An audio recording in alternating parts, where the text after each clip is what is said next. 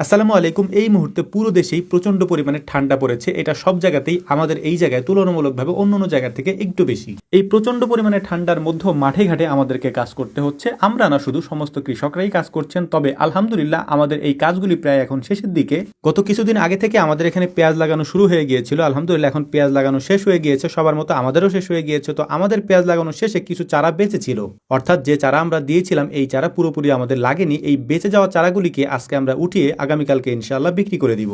এখনকার প্রতিদিনের আবহাওয়ার অবস্থা এমন, জোহরের আজানের পর থেকেই অর্থাৎ দুপুরের পর থেকেই শুরু হয় সন্ধ্যা নামা, অর্থাৎ দুপুরের পরেই মনে হয় যে এখন মনে হয় সন্ধ্যা হয়ে গিয়েছে।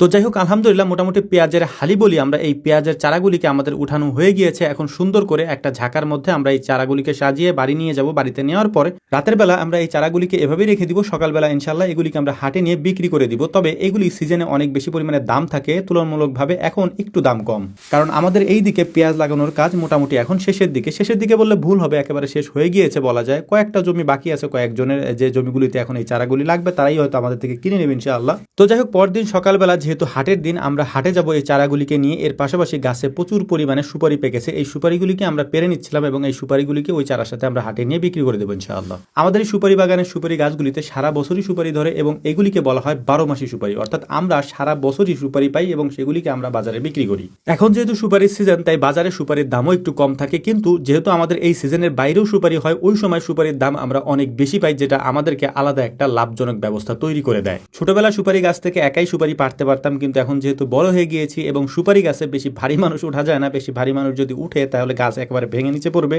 এ কারণেই হালকা কাউকে দিয়ে এই সুপারিগুলিকে পাড়াতে হয় এবং এক গাছ থেকে 4-5টা গাছের সুপারি ওরা পাড়তে পারে, যেমনটা দেখতে পাচ্ছেন।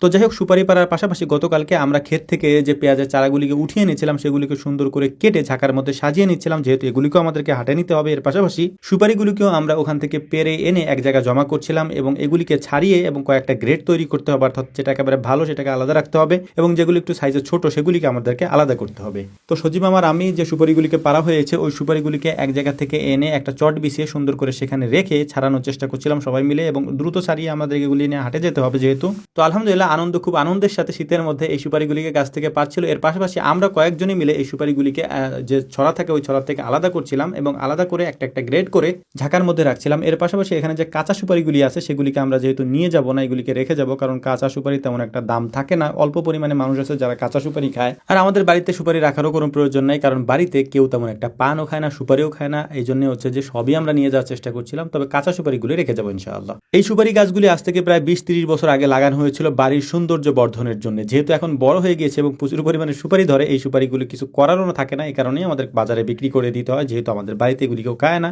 আর খেলেও এত পরিমাণে সুপারি কেই বা খেতে পারবে। তো যাই হোক, আলহামদুলিল্লাহ সুপারি এবং পেঁয়াজের চারা এই দুটা নিয়ে আমরা চলে যাচ্ছিলাম হাটের দিকে। প্রথমে আমরা পেঁয়াজের চারাগুলিকে বিক্রি করব এবং এরপরে সুপারিগুলিকে নিয়ে সুপারির হাটায় নিয়ে বিক্রি করবো, অর্থাৎ দুইটার হাট দুই জায়গায় থাকে, অর্থাৎ দুই জায়গায় এগুলি বিক্রি হয়। তো যখন আমরা পেঁয়াজের চারাগুলিকে নিয়ে এসেছি, তো সবাই এই পেঁয়াজের চারাগুলি নেওয়ার জন্য একটু কারাকারি করছিল, কারণ হচ্ছে যে আমরা যে পেঁয়াজের চারাগুলি নিয়ে এসেছি এগুলি একেবারে পিওর বলি আমরা এই কারণে, এই চারাগুলির মধ্যে কোনো ভেজাল থাকে না, কারণ এগুলি কোনো ব্যাপারীর চারা না, এগুলি গৃহস্থের চারা। তো যাই হোক, আলহামদুলিল্লাহ সুপারি এবং পেঁয়াজের চারা বিক্রি করে ভাগনাকে রসগোল্লা খাইয়ে আমরা এখন বাড়ির দিকে চলে যাব। আমাদের জন্য দোয়া করবেন। আসসালামু আলাইকুম রহমতুল্লাহ।